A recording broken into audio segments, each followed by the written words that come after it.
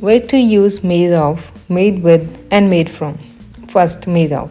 When the material is visible and hasn't changed, that mean किसी भी चीज़ को बनाने के लिए जो भी मटेरियल यूज़ हुआ है और वो मटेरियल उस चीज़ में विजिबल है, then we will use made of. For example, this table is made of wood. अब टेबल में मतलब जो मटेरियल है वो wood, वो विजिबल है.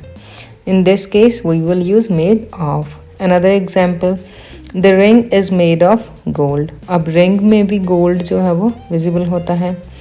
The house is made of bricks. क्योंकि bricks भी मतलब visible होती है house में. So if the material is visible, then we will use of with made. Next is made with.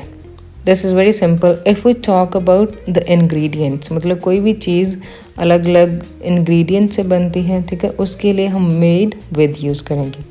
For example, this cake is made with chocolate. Another example, the soup is made with fresh vegetables. The pizza is made with bread, cheese, and olives. And next one is made from.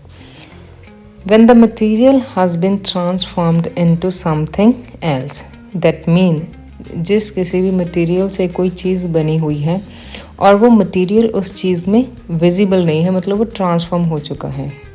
For example, paper is made from trees.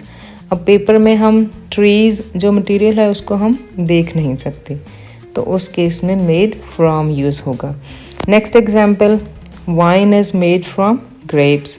अब wine में भी grapes visible नहीं होते.